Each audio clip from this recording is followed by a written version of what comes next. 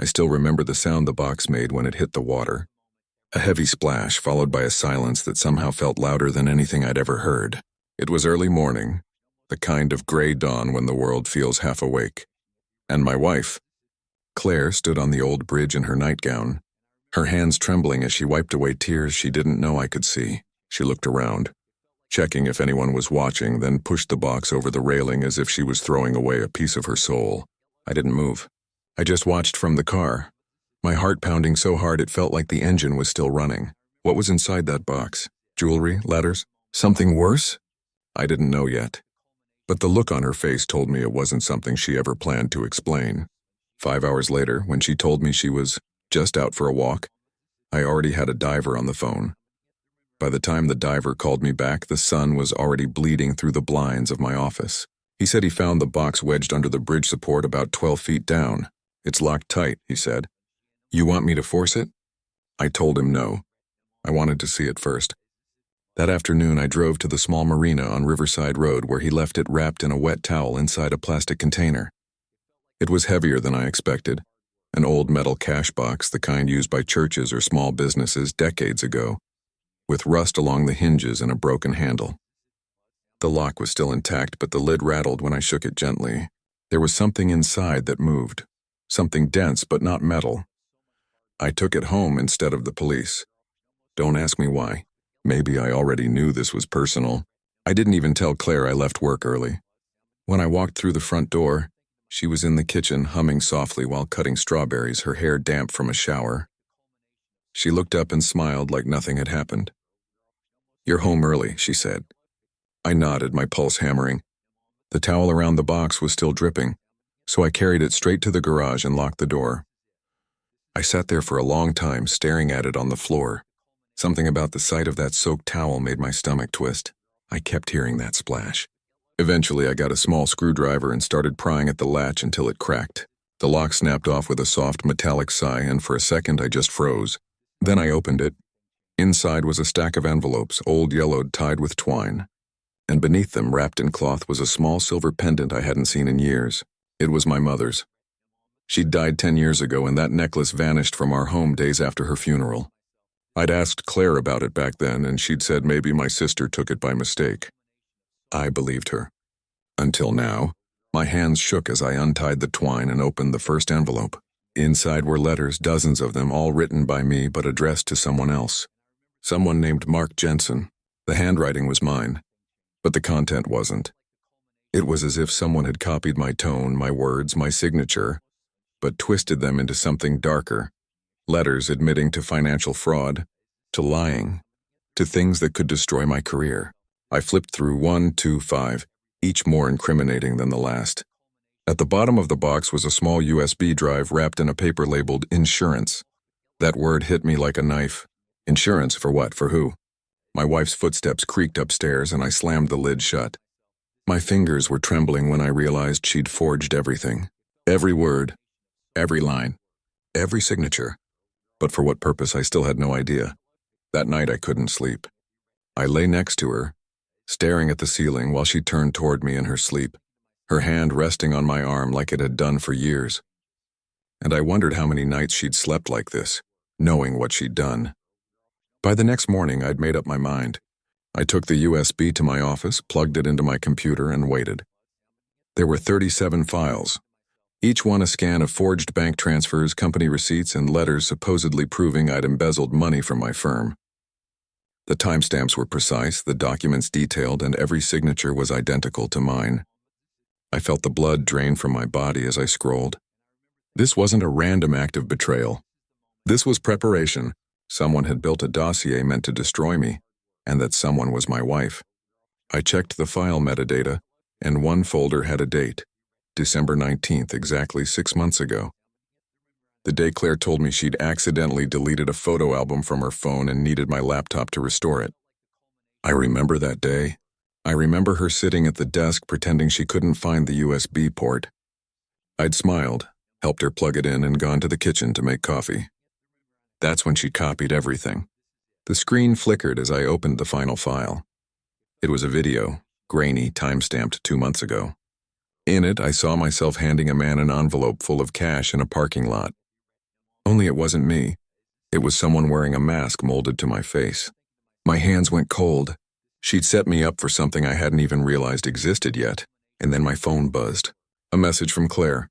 "We need to talk tonight. Please come home early." My throat tightened. She knew I knew. When I pulled into the driveway that evening, the porch light was already on, even though it wasn't dark yet. Claire's car sat perfectly centered like always, her attention to symmetry never failing even in chaos. I killed the engine and sat there, listening to the ticking of the cooling metal, trying to steady my breath. My hands still smelled faintly of rust from the lock I'd broken. Through the window, I could see her pacing the living room, phone in hand, one arm crossed over her chest. For a moment, she looked exactly like the woman I'd married 15 years ago. Poised, graceful, careful about everything. But the woman in that room wasn't my wife anymore. She was the architect of something I couldn't yet define. When I finally stepped inside, she turned, smiled faintly, and said, "You're home early again." The exact same words as yesterday, like she was rehearsing a script. I said nothing, just hung my jacket and watched her. She hesitated. "We need to talk," she said, setting the phone face down on the table. "I know," I replied. I found the box. The air seemed to collapse between us. Her lips parted slightly and her voice dropped to a whisper. "You shouldn't have done that." I walked closer. "What's in that box could end me, Claire. Or was that the point?"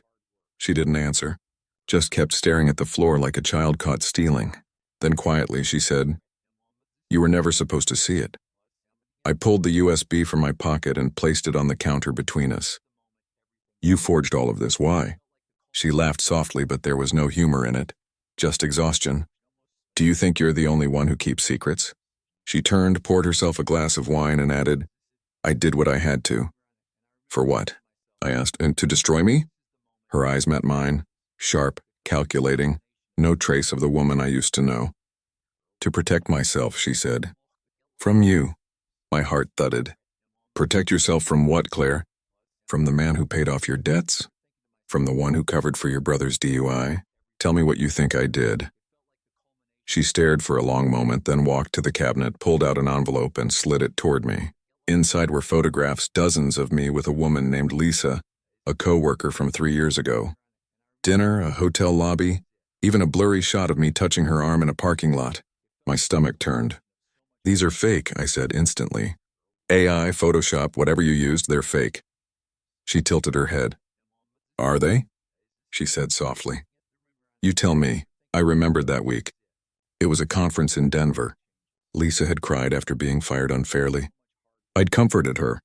Nothing happened. But the angles, the shadows, they looked real. Someone had followed us. Claire's hand trembled slightly as she poured another glass. "You see, you had your secrets too," she whispered. "You just didn't think I'd ever find them." "So this is revenge?" I asked. "You frame me for fraud because of something that never happened?" She turned away. "You don't understand. It's bigger than us." My phone buzzed on the counter, an unknown number. I ignored it, eyes locked on her. "Who else knows?" I demanded. "Who did you send this to?" Her jaw tightened. "You'll find out soon enough." I grabbed the USB again, my hands shaking.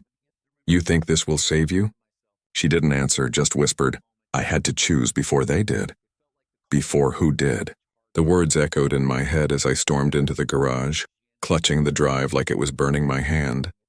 I got in the car, turned on the headlights, and sped away without knowing where I was going. My mind kept circling the same phrase, "before they did." Who was they? Half an hour later, my phone buzzed again. A message from an unknown number. "Mr. Hayes, we have questions about your offshore accounts. Please contact us before 9 a.m. Offshore accounts? I didn't have any. But Claire had access to everything. I pulled over, hands gripping the wheel, the pieces starting to rearrange themselves in my head. This wasn't about marriage. This was about money, big money, and someone was using my name to move it. Claire had built the perfect escape plan, forge the evidence, disappear before it hit the news, and leave me to take the fall. The river wasn't where she threw away guilt. It was where she hid her tracks. I turned the car around and headed for her mother's house, where she always went when she needed a safe place. As I approached the long gravel driveway, I saw her car parked under the oak tree, and beside it a black SUV with tinted windows. My headlights caught a man stepping out in a dark suit, clipboard in hand. He turned toward me, and the moment our eyes met, I realized this wasn't just a domestic lie anymore. This was federal. The man in the dark suit didn't flinch when I stepped out of the car. He already knew who I was. "Mr. Hayes," he said flatly. "I'm Agent Ward, Federal Financial Crimes Division." His tone was calm, deliberate, too practiced to be random. My pulse spiked, but I forced myself to stay still. "What's this about?" I asked, keeping my hands visible. He flipped open a small leather case, showing a badge that glinted under the porch light. "Routine questions," he said. "Your firm's been under review for irregular transfers linked to offshore entities. We'd like to confirm a few things with you and your wife." I glanced toward the house. Claire's mother's place sat quiet, blinds drawn, no movement. Ward followed my gaze. "She's inside," he said. We spoke briefly. "She suggested you'd be joining her." His words were calm, but I caught the undertone. He'd already been questioning her. I walked up the path, each step crunching louder than the last. Inside, the air smelled faintly of lavender and wine. Claire sat at the kitchen table, her hands folded tightly, knuckles white. Two agents flanked her, one with a notepad, the other with a small digital recorder. "Mr. Hayes," the second agent said, "please sit." I stayed standing. "I want my lawyer," I said immediately. Claire's eyes flickered, just a fraction, and that was enough. She hadn't expected me to say that. "Of course," Ward said, pulling out a card and sliding it across the table. "But I think you'll want to hear this first." He pressed play on the recorder. A man's voice, my voice, filled the room. "Transfer the funds by Friday. No names on the wire. If this leaks, we both go down." I froze. The voice was identical. Cadence, tone, hesitation, perfect. "That's not me," I said quietly. Ward nodded slowly. "It's impressive, isn't it? Voice synthesis, deepfake tech, used mostly for extortion and cover operations. We trace the uploads to an anonymous IP routed through your home network." My eyes went to Claire. Her jaw trembled. "It wasn't me," she whispered. "They told me." "Who?" I snapped. She looked up, eyes glistening. "They said if I didn't cooperate, they'd ruin both of us. They made me sign things, record things. I didn't know what I was doing." Ward watched her carefully. "Mrs. Hayes," he said evenly, "you've been receiving monthly deposits from an account in the Cayman Islands tied to a shell company registered under your husband's name. That company doesn't exist. The total is $1.6 million. I stared at her. "What did you do?" She started to cry, but the sound was hollow. "I thought it was insurance," she said. "They said it was protection money. They said you'd already stolen it, that they were just using my name to cover the trail." Her voice cracked. I didn't know it was real. Ward closed the folder in front of him. "Here's what's going to happen," he said. "We'll need both of you to come in tomorrow for formal statements. In the meantime, don't leave the state." He stood, signaled to his partner, and they left. The silence afterward was unbearable. Only the faint tick of the wall clock filled the air. Claire buried her face in her hands. "I tried to fix it," she murmured.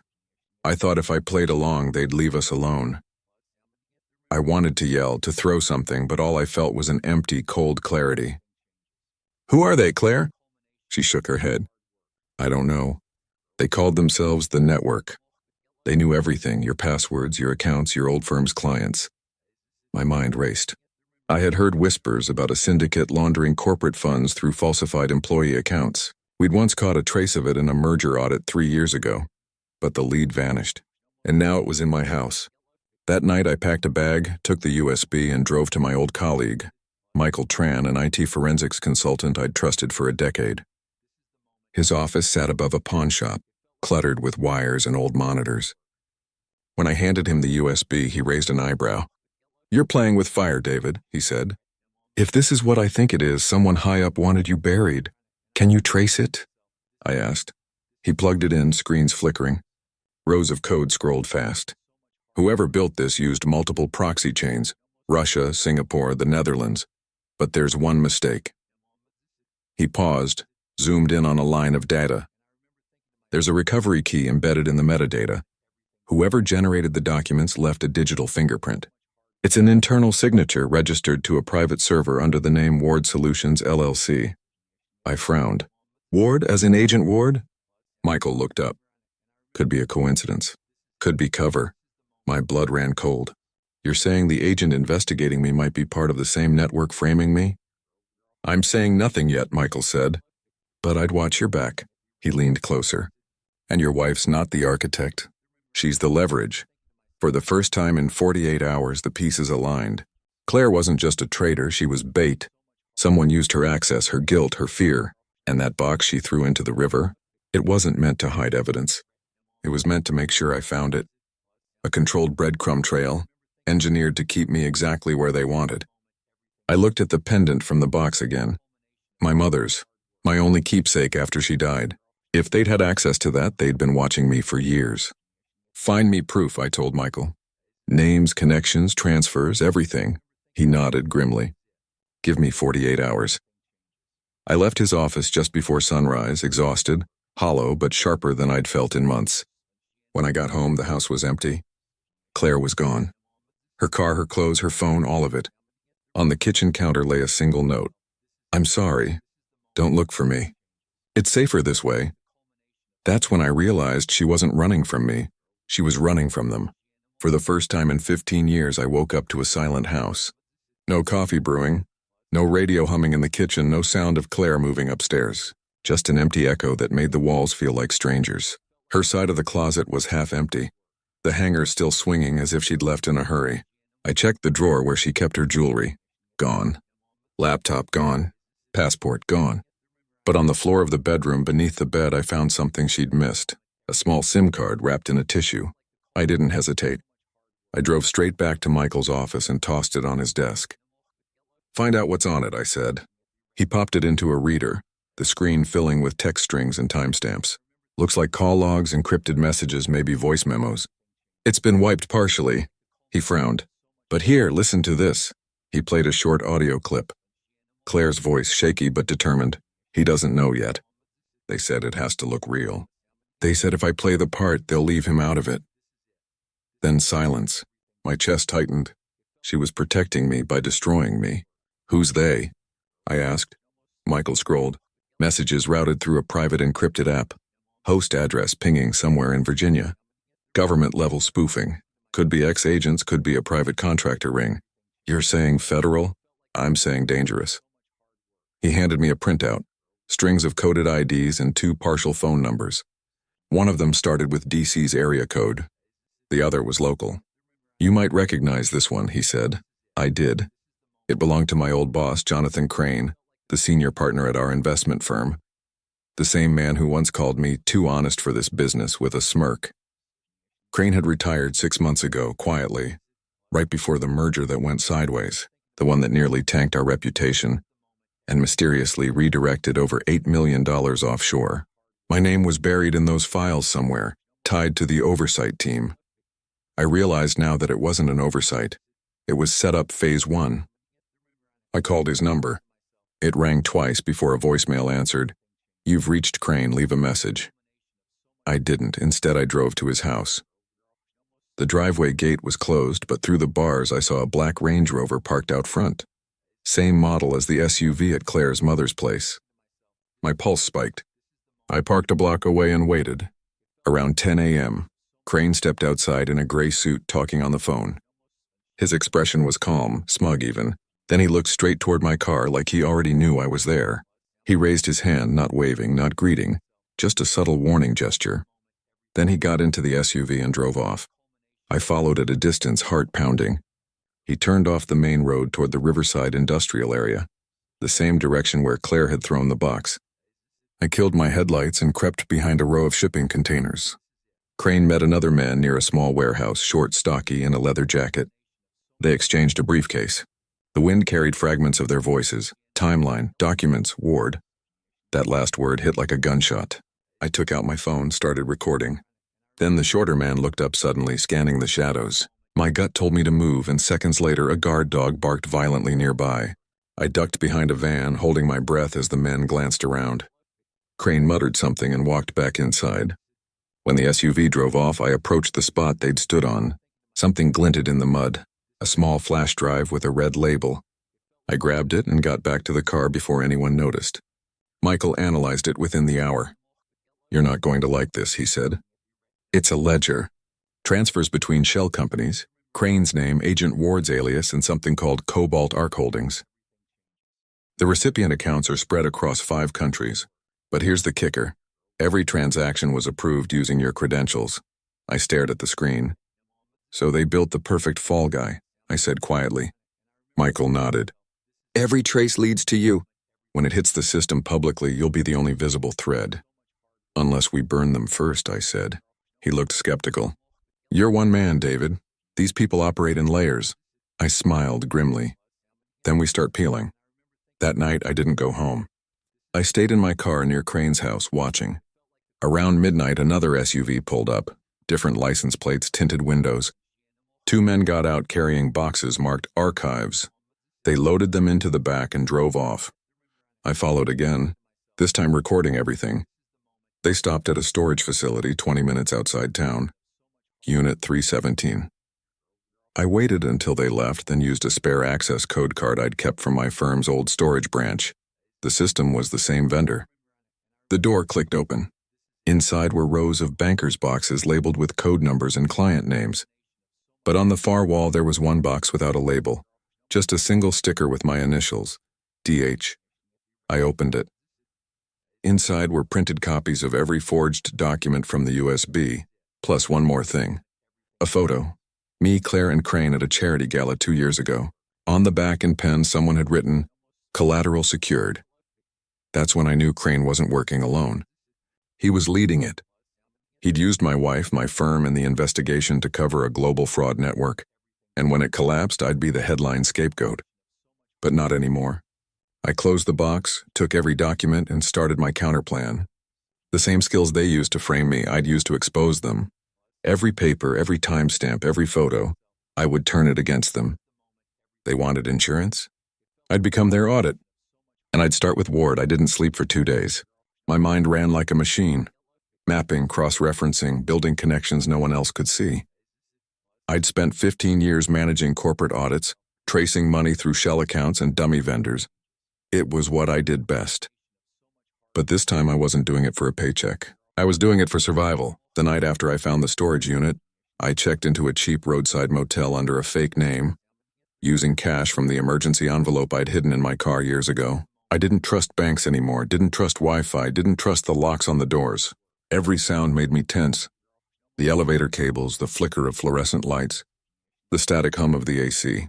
I set up my laptop on the dresser, laid out the documents I'd taken from Unit 317, and started cross-referencing the transaction codes with archived financial reports from my old firm. Within 3 hours, I found the first anomaly. Transfer ID 04371B, dated 6 months before my supposed fraud. The approval signature was mine, but the internal timestamp showed the transaction occurred at 2:12 a.m., a time when the system automatically blocked logins for every employee except admin-level users. And the admin who'd overridden that block? Ward. That was my first breadcrumb. I needed proof, not just theory, so I created bait, a false ledger, one that looked authentic, containing references to fake offshore entities and hidden transfers tied to new names I invented. I encrypted it and uploaded it to a private cloud drive under a dummy company name, Sablecroft Trust Holdings. Then I sent an anonymous email to Ward's bureau account from a burner address. Found new files linked to Hayes' case. Possible leaks from inside your team, uploaded for review. Within 20 minutes, there was a ping on the server. Someone accessed it from a secure terminal in DC, Ward's IP block. They downloaded the file. Perfect, I called Michael. They bit, I said. Now I need you to trace where they push it next. You're walking into the lion's den, he warned. You realize that, right? I've been in it for months, I said. I'm just turning on the lights. The next morning, I parked across from a federal annex building downtown, a bland glass and steel structure that pretended to be ordinary. At 9:40 a.m., Ward walked out with a folder under his arm, headed toward a coffee shop across the street. I followed him in, sat 3 tables away, pretending to scroll my phone. He ordered black coffee, took out his phone, and typed something quickly. A minute later, a woman entered, early 40s, expensive suit, calm like a shark. She sat across from him and said, "Did he take the bait?" Ward nodded. "Yeah, we'll close it within the week." She smiled faintly. "Make sure Crane doesn't get cold feet." We can't have loose ends. That was the moment I hit record on my phone. Her name tag flashed briefly when she leaned forward. M. Carson. The same surname listed as the compliance officer in one of the fake offshore ledgers. They weren't just dirty. They were synchronized. A federal agent, a corporate executive, and my former boss. An ecosystem of corruption feeding off each other. I left before they could notice me, sent the recording to Michael, and drove straight to the river bridge. I stood exactly where Claire had stood that morning, staring at the water. The irony wasn't lost on me. She'd thrown a box to protect me. I was about to throw a bomb to expose them all. But I needed her first. I still didn't know where she was until that night when I got an anonymous message. If you want to save her, come alone. 11 p.m., Pier 7. I should have known it was a trap, but I went anyway. The docks were empty except for one dim warehouse with a flickering light inside. I walked in slowly, phone recording, jacket zipped tight around the flash drive in my pocket. David? A voice called. Claire. She was sitting on a wooden crate, hands tied but eyes sharp. Don't move, she whispered. They're watching. And then Ward stepped out from the shadows, gun drawn, face calm. You just couldn't stop digging, he said. You people always think you can outsmart the system. The system? I said. You mean your network? He smiled faintly. We're not criminals, Hayes. We're realists. The government funds operations it can't publicly acknowledge.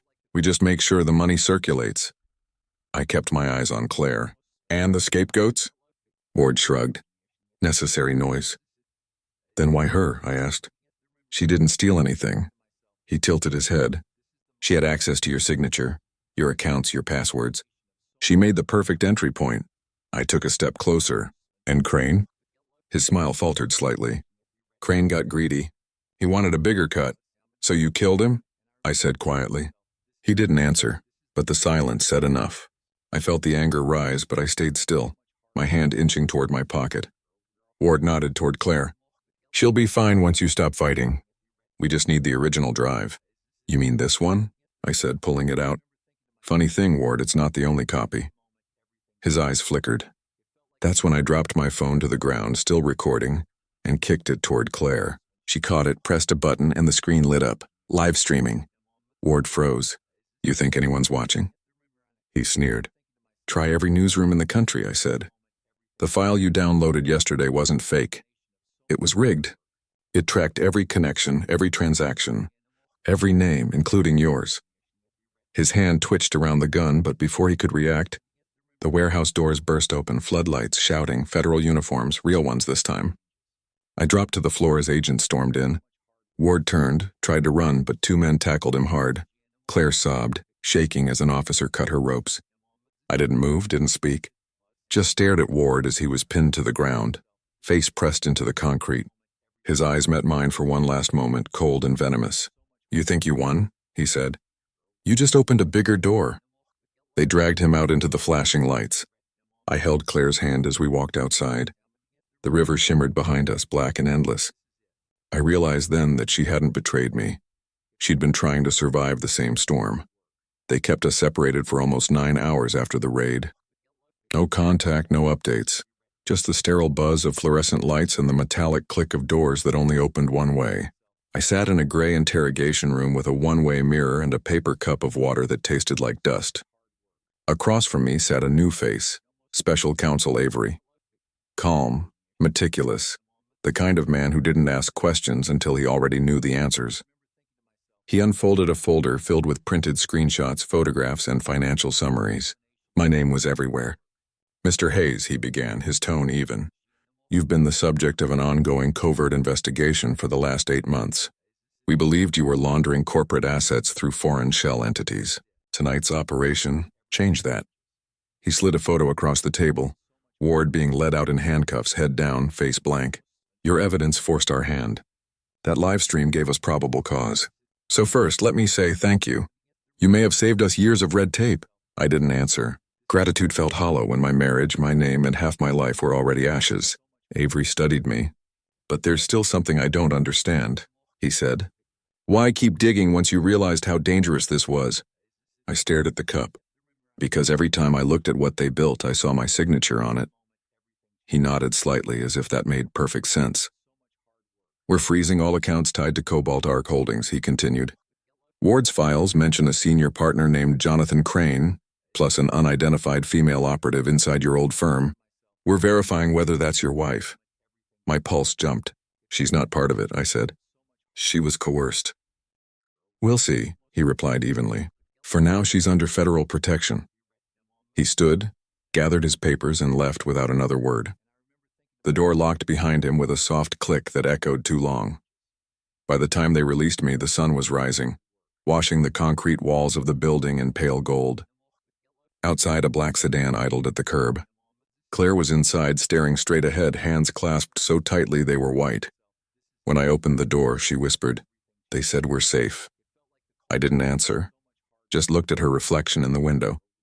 The same woman who'd once built a garden behind our first apartment, who used to fall asleep reading in my lap.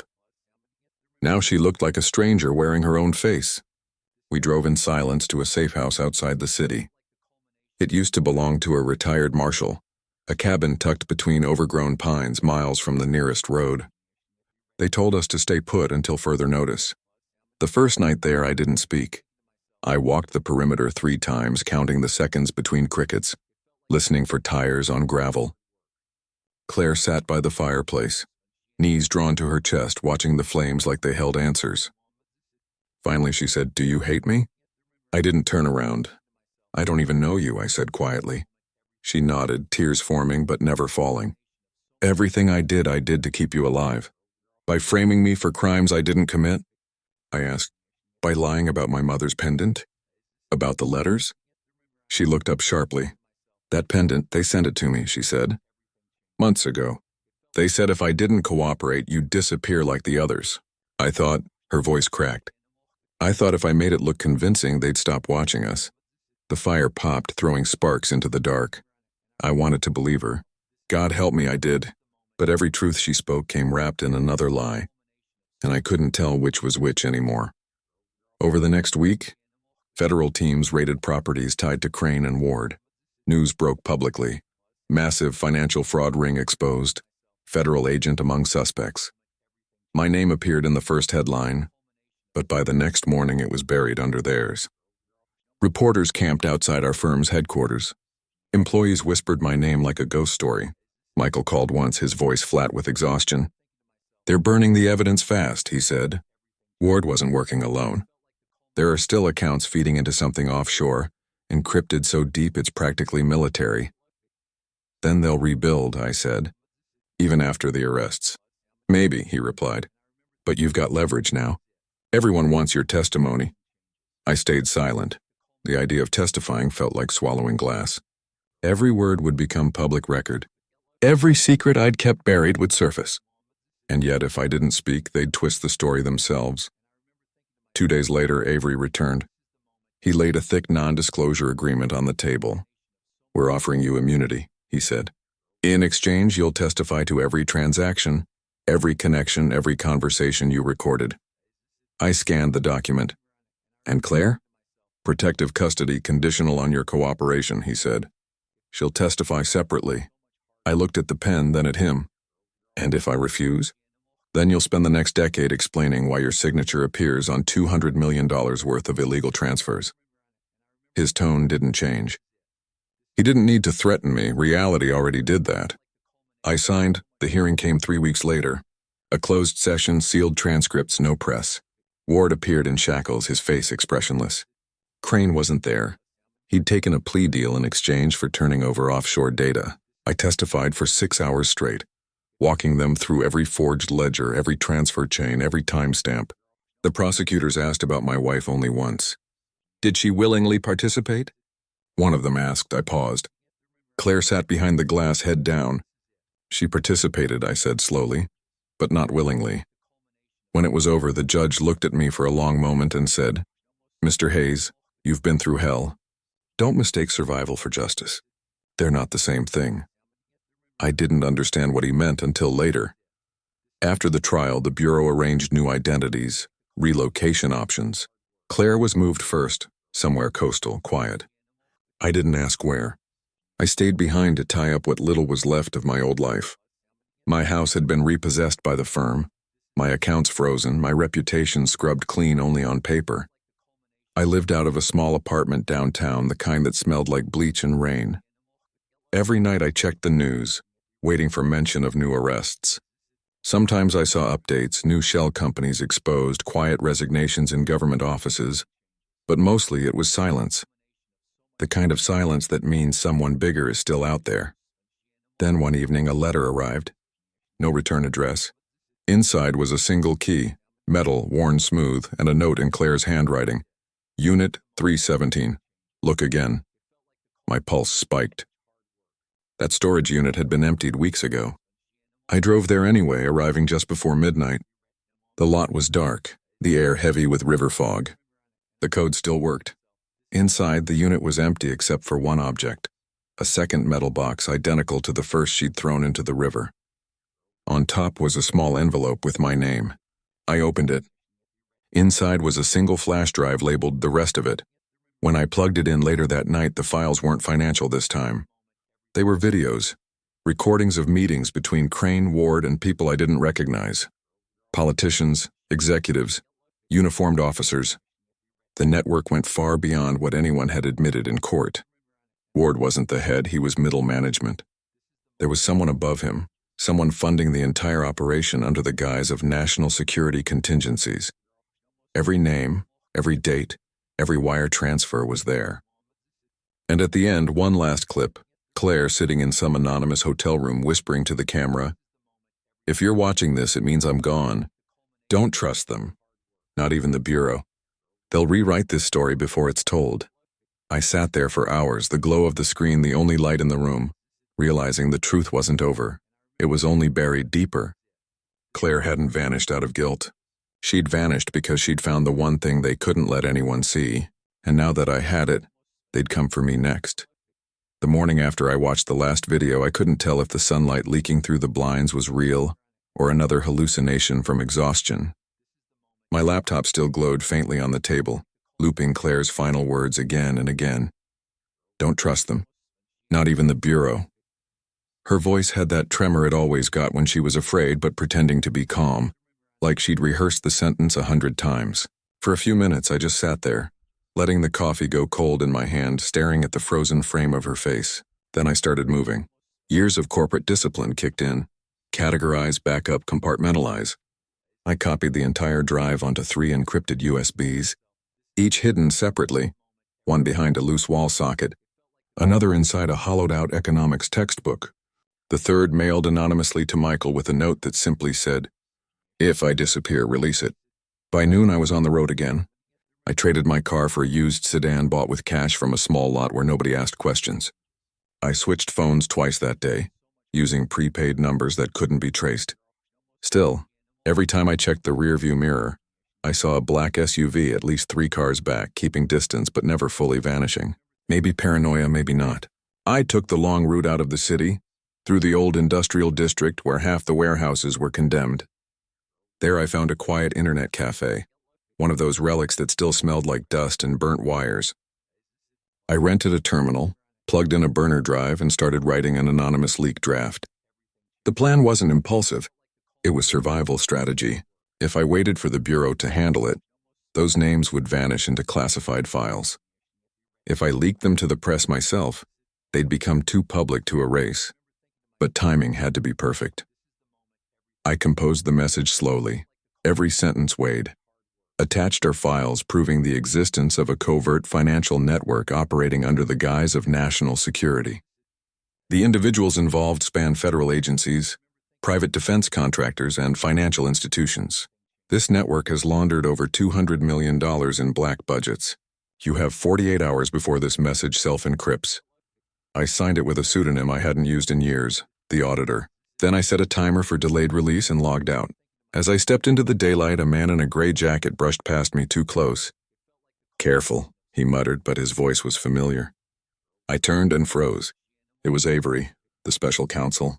"You shouldn't be here," he said quietly. "They know you have the second drive." My stomach dropped. "You're supposed to be one of the good ones." Avery's expression didn't change. "Good and bad are irrelevant, Hayes. There are mechanisms bigger than both of us. If you leak those files, you'll collapse more than just a few corrupt agents. You'll compromise classified operations across 4 departments. Do you understand what kind of storm that causes? I took a step back. You're not warning me, I said. You're threatening me, he sighed. I'm giving you a chance to walk away. Start over, new name, new life. You did your part. Let us handle the rest. I looked him dead in the eye. You mean let you bury it? His jaw clenched. You're smarter than this. Then he turned and walked away, leaving the faint smell of cologne and something chemical, sharp, like gun oil. I didn't go back to the motel that night. I drove to the coast following the same map Claire once drew on a napkin during our first road trip. She'd marked every town where she wanted to get lost. I ended up in one of them, a fishing town with no signal and a population small enough to vanish into. I rented a room above a shuttered bar and used the last burner laptop to open the files again, frame by frame. Among the hundreds of documents, one stood out, a memo marked Confidential Project Latchkey. It detailed coordinated transfers to international accounts tied to defense subcontractors. And at the bottom, a signature, Deputy Director Avery C. Morgan, the man who had just told me to walk away. My pulse roared in my ears. It all fit now. The fake investigation, the selective arrests, the carefully managed exposure. Ward and Crane had been containment measures, scapegoats meant to close the circle. Avery was the center. He'd used me as a pawn to flush out his liabilities, and Claire had uncovered it too late. That's why she'd vanished. That's why she'd left the second drive. She wanted me to finish what she started. I spent the next 3 days building the real release. I encrypted every file, tagged each with metadata linking to public evidence, court transcripts, corporate audits, archived news reports. I scheduled simultaneous uploads to 5 major outlets, The Guardian, Reuters, ProPublica, The Times, and a decentralized archive hidden on the dark web. The release timer was set for 6:00 a.m. Friday. By Thursday night, I hadn't slept in 40 hours. The rain outside hit the windows like static. My nerves were gone. I checked the locks twice, loaded a revolver I hadn't touched in years, and sat by the window watching headlights move through the fog. At 2:47 a.m., I heard the door downstairs creak. No knock, just the soft metallic click of a latch. My breath froze. I grabbed the gun, moved to the corner. Footsteps climbed the stairs, steady, deliberate, not rushing. Then a voice. David. My stomach twisted. Claire. She stepped into view, soaked from rain, hair clinging to her face. You're alive, I whispered. She smiled weakly. For now. I lowered the gun. Where have you been? Running, she said simply. They found out I had another copy. I had to disappear until it was safe to reach you. She pulled something from her jacket, a small phone, screen cracked. They're going to cut the leak before it deploys. They've already traced the nodes. You have maybe 6 hours.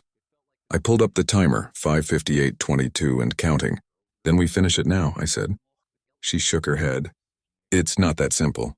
Avery's staging a public press conference tomorrow. He's going to announce an internal corruption cleanup. He'll spin it before the truth hits. I stared at her. So we make him choke on his own speech. I grabbed the phone, opened a streaming app. You still have your bureau access codes? She nodded slowly. Good, I said. Because tomorrow, while he's smiling for the cameras, the whole country will be watching him confess. We spent the next 5 hours rerouting signals through Claire's old credentials, hijacking a dormant bureau broadcast node used for emergency feeds. Every line of code was a countdown. She worked fast, hands trembling, muttering numbers under her breath. When dawn came, the sky looked bruised purple over the sea. The leak timer hit 0. The files began to upload one by one to every outlet and mirrored archive. At 6:03 a.m., Avery stepped up to a podium in D.C. with his usual calm smile. Cameras flashed. He began his speech. In light of recent misconduct within the Bureau. The screen behind him glitched. The broadcast cut. Then our stream went live. Avery's own voice filled every device, every television, every feed in the country. Recordings from the flash drive. His words, his orders, his signatures approving covert transfers. The room behind him erupted in chaos. Claire and I watched from the motel, breathless. You did it, she whispered. I shook my head. We did, but victory tasted hollow. Within minutes, the connection severed, screens went black. My phone buzzed. Michael. You're trending everywhere. They'll come for you now. Leave. I looked at Claire. We run again? She smiled faintly. We survive. I grabbed the drives, the gun, the car keys. Outside, the air smelled of salt and gasoline. Somewhere behind us, sirens began to rise. We drove toward the coastline, the horizon glowing faintly with morning. Neither of us spoke for a long time. Finally, she said, "When this ends, promise me something." Don't look back, I wanted to promise. I wanted to believe we could still start over somewhere quiet, far from rivers and boxes and lies. But deep down, I knew the kind of truths we just released never die. They multiply. We crossed 3 state lines before noon, the wind from the cracked window whipping Claire's hair into a wild blur. I kept one eye on the highway, one on the mirror. Every few miles I'd spot a dark car lingering too long before turning off an exit. It might have been coincidence, but I didn't believe in coincidences anymore. Claire sat quiet, hands in her lap, staring at the phone like it was a bomb. It's everywhere now, she said finally. The files, the names, even local channels are playing it. I nodded. I'd heard pieces of it on the car radio. Fragments of shock and disbelief. Newscasters stumbling through headlines like they didn't know how to process what they were reading. Multiple senior officials implicated in massive covert funding scheme. New evidence suggests widespread falsification of records inside the Bureau itself. It sounded unreal even to me, but the victory was short-lived. Within hours, the narrative started shifting. Anonymous sources, crisis control, ongoing internal investigation. Avery's face was already back on the screens, composed, righteous, turning the story on its head. A malicious cyber attack, he called it. Foreign interference using falsified documents. He even thanked me by name for unintentionally assisting the infiltration. I gripped the steering wheel so hard my knuckles went white. He's rewriting it, I muttered. Claire nodded. That's what he does. You just gave him the stage. Then we burned the stage, and I said. We stopped that night in a remote motel just outside the mountains. The kind with flickering neon signs and a single soda machine humming in the corner. Inside, the smell of bleach and cigarette smoke mixed with the rain outside. Claire locked the door and drew the curtains while I set up the laptop on the table. They'll send a trace team after us, she said. They'll find the uplinks. I know, I replied, but I've still got one thing they don't. I took out the final drive, the one labeled "the rest of it," raw, the unedited version. It wasn't just the data we'd leaked. It had personal correspondences, recorded calls, and one file that made even me hesitate. A full transcript of Project Latchkey's funding origins. The signature block included not just Avery's name, but 5 others, 2 senators, a defense contractor, and a sitting member of the Intelligence Committee. The file was dated 7 years ago. This wasn't new corruption. It was an ecosystem. Claire leaned closer, eyes scanning the lines. If we release that, she said softly, they'll call us traitors. Maybe, I said, but it's the only way to make them turn on each other. We crafted a secondary drop overnight, not through media this time, but through private channels, activist journalists, whistleblower networks, encrypted forums. Claire moved through the code like she'd been born for it, faster than I'd ever seen her. The rain outside turned into a full storm, lightning slicing the mountains. Around 3 a.m., a sharp crack echoed from outside, not thunder. A car door, then another. I killed the lights instantly. Get down, I whispered. 2 shadows moved past the window, faint outlines against the glow of the neon sign. Someone tried the handle. Then a voice, male, calm. Mr. Hayes, open the door. We just want to talk. Avery's voice. My stomach twisted. How? Claire whispered. I motioned for silence. The handle rattled again. You're not fugitives, he said. You're witnesses. Let's not make this harder. I gestured to the bathroom. We slipped inside quietly, closing the door without a sound. I pressed my phone against my ear, dialing Michael's emergency code. 3 rings, then he answered, groggy. David? They found us, I whispered. Motel off Route 82, room 14. Get out of there, he hissed. I've got contacts. Local sheriff's office isn't compromised yet. Hold for 5 minutes. But we didn't have 5 minutes. The door to the room splintered under a heavy hit. Flashlight beams swept across the walls. Claire's hand clutched mine tight. I pointed toward the tiny bathroom window. Go, I mouthed. She hesitated, eyes full of fear, but nodded. I boosted her through the window just as another hit shook the door. She landed outside, disappearing into the rain. I turned back, grabbed the laptop and drives, and shoved them into the bag. The door finally gave way. Avery stepped inside first, gun drawn, calm as ever. Two men flanked him, both armed. "Where is she?" he asked. I didn't answer. "You think this ends with truth?" he said, almost softly. "It never does. Truth is just another asset to manage." I raised my hand slowly, my heart pounding. "You killed Ward, you used Crane, now you're cleaning house." "And yet here you are," he said, lowering his gun just slightly. "Still breathing because I let you. Walk away, Hayes. Take the new identity we offered. No one will ever touch you again." I laughed once quietly. "You really don't understand people, do you? Enlighten me. You think survival is living.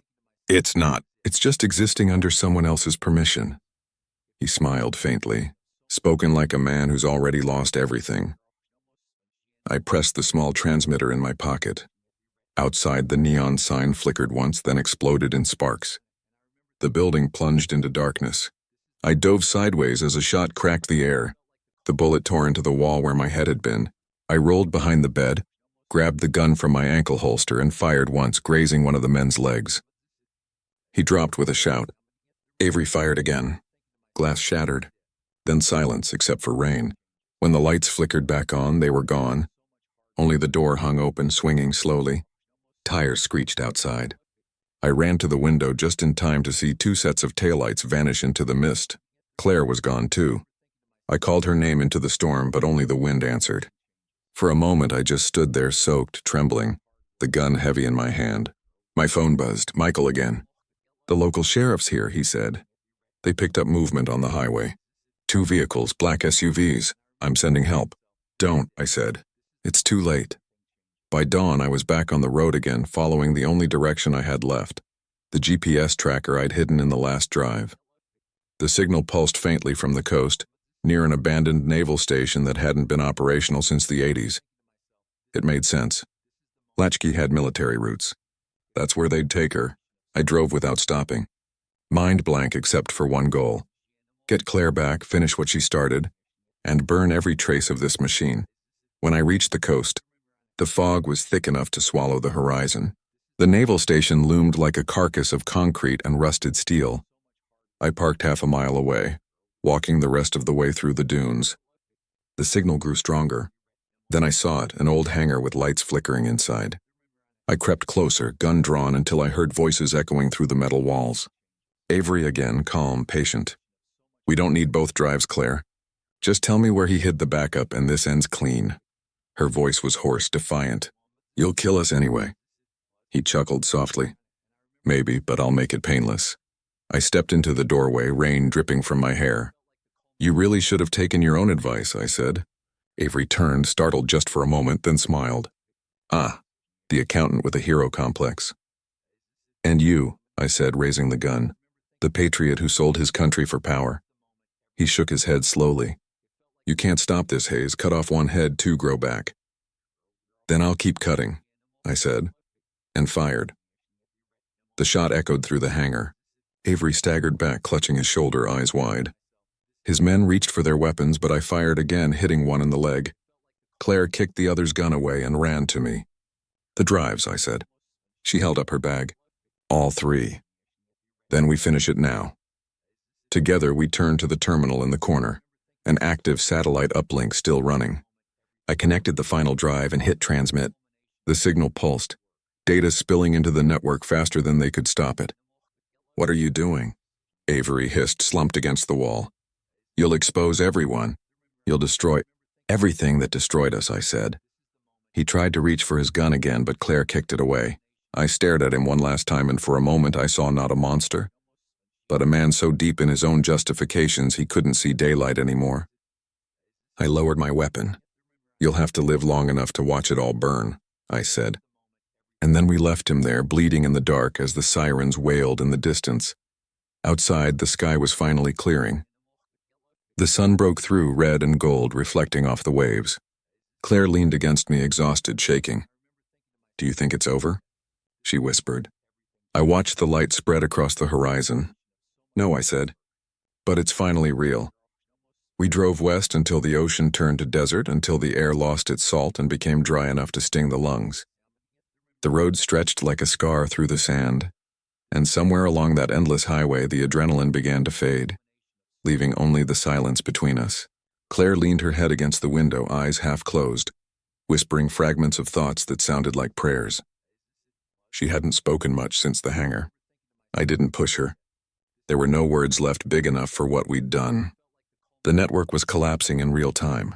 News feeds, forums, emergency briefings. Every outlet that wasn't gagged by injunctions was flooded with leaks, copies, fragments of the Latchkey archive. By the second night, names of senators and executives were trending alongside ours. They called us whistleblowers, terrorists, traitors, heroes. The truth had become a mirror everyone wanted to break differently. Somewhere near Nevada, the car started to choke on heat. We pulled over at a rest stop carved out of nothing but dust and cracked asphalt. I filled the tank while Claire sat at the picnic table scrolling through a burner tablet. "They've shut down most major networks," she said. "The Bureau's claiming foreign infiltration again. Avery's in custody, but the official line is that he acted alone." I almost laughed. "He'll take the fall like the others." "He already has," she said quietly. "He's dead." I looked at her. "What?" She turned the screen toward me. A grainy photo. Avery's car on fire outside a federal holding facility. "Official cause, electrical malfunction," she said. "Unofficially, they erased him." I exhaled slowly, staring at the endless horizon. So that's how they closed the books. Claire's eyes were glassy, reflecting the sunlight. "They'll do the same to us if we stay visible." We checked into a motel that night under false names. The air conditioner rattled like a dying animal. Claire showered while I sat by the window watching the static glow of a news broadcast flicker across the parking lot. My phone buzzed once, an encrypted message from Michael. "They're blaming you now. They found the live feed logs. You're the narrative villain." Beneath it, a second line. "Get out before dawn." I stared at the words until they blurred. I'd expected betrayal. I just hadn't expected it to come wrapped in gratitude. The next morning, headlines hit. Former analyst behind massive data breach, fugitive still at large. My face was everywhere again. Only this time, I was the villain of my own story. We ditched the car in Reno and took a bus north, blending in with travelers and drifters. I shaved my beard, bought glasses I didn't need, and learned to keep my shoulders slightly hunched like a man tired of being seen. Claire dyed her hair chestnut brown and wore a ring we bought from a pawn shop, pretending to be someone's wife. At each stop, we checked public terminals to see which version of reality had taken hold that day. Sometimes the narrative favored us, protesters demanding justice, rogue senators calling for reform. Other times it didn't. Talking heads accusing us of treason, of undermining national security for personal revenge. The pendulum swung daily. But the world had changed. That much we could feel. Entire committees dissolved overnight. Accounts were frozen. Contractors vanished. The machine was eating its own tail.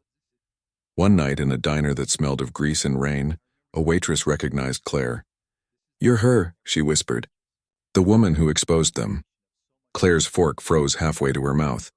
The waitress leaned closer. "Thank you," she said softly, then slipped a folded note under the plate. "They're still watching. Leave tonight." Outside across the street, a black van idled too long. We left cash on the table and slipped through the kitchen exit.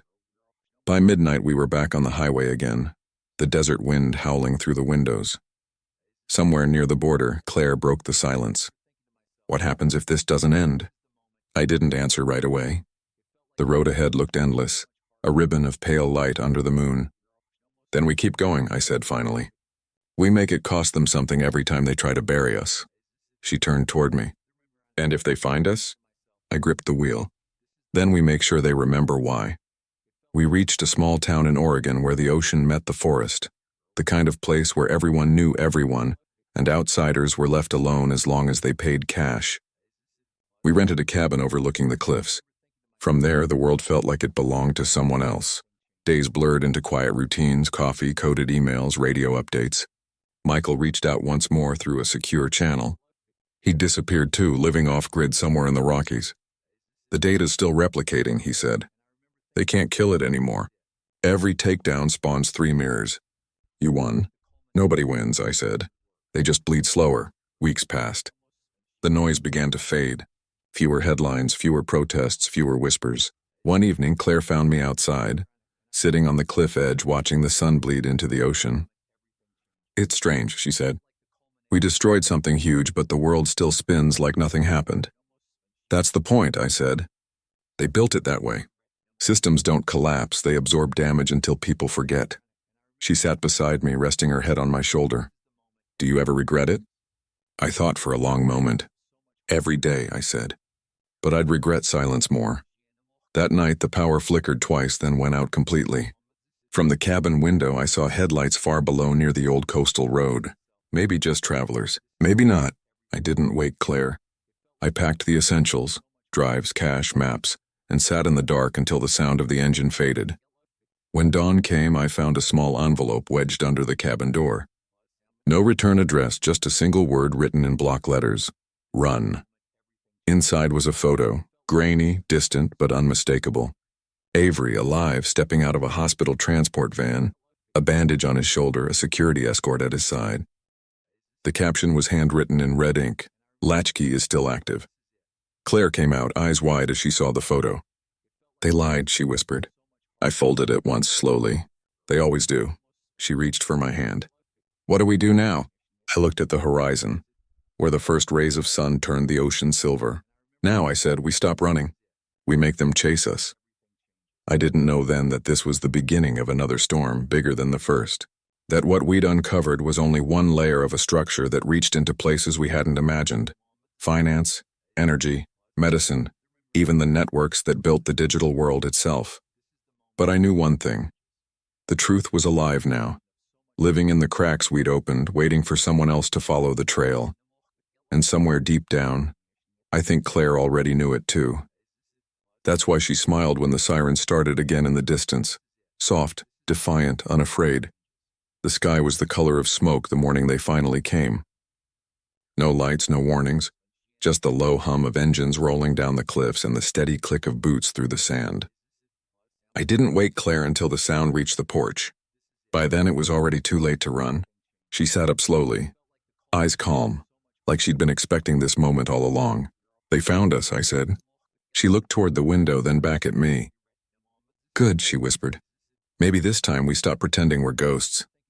I stepped outside first, hands raised, the cold wind biting through my shirt. 5 figures moved through the fog. Tactical gear, no insignia, no words. The one in front lowered his weapon just enough to reveal a face I didn't expect. Avery. Alive, pale, stitched across the shoulder, but unmistakably real. He looked older, drained of that bureaucratic arrogance, his voice low but clear. "You've caused quite a mess, David." I almost laughed. Funny, I was about to say the same. He took a slow step forward. "You think truth fixes anything? You made the public feel something, yes. But the system you hate doesn't die from exposure. It feeds on it. You made it stronger. Then why are you here?" I asked. "To silence me?" He shook his head. "To offer you a trade. Come back, testify under directive, and we let you live quietly. Otherwise, we make you a myth. And myths don't last long in headlines." Behind him, 2 agents dragged someone from one of the trucks. Claire. She was barefoot, wrists tied, but her expression was steady. "Don't listen," she called. "He's lying again," Avery sighed. "She's always been your weakness. Still is." I could feel my heartbeat in my throat. "You already lost," I said. "Everything you built is crumbling." He smiled faintly. "Crumbling isn't gone. You, of all people, should understand restructuring." He turned slightly, signaling one of the men. A gun raised toward Claire. For a long moment, no one breathed. The ocean roared behind us like the world's oldest witness. I thought of every decision that brought us here. Every ledger, every late-night doubt, every moment I believed that truth had weight.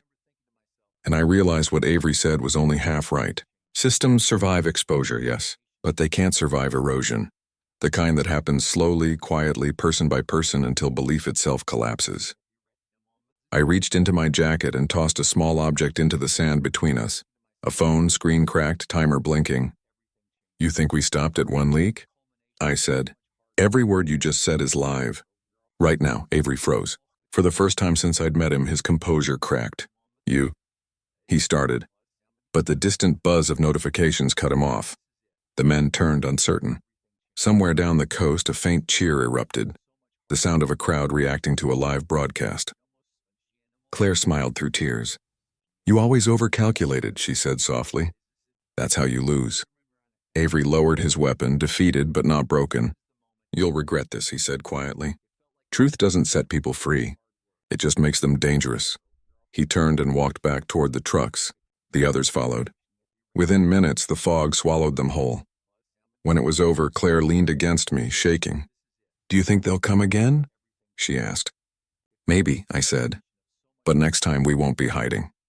The phone kept buzzing in my hand, messages, alerts, the world reacting faster than it could think. Reporters, citizens, whistleblowers, everyone joining the noise.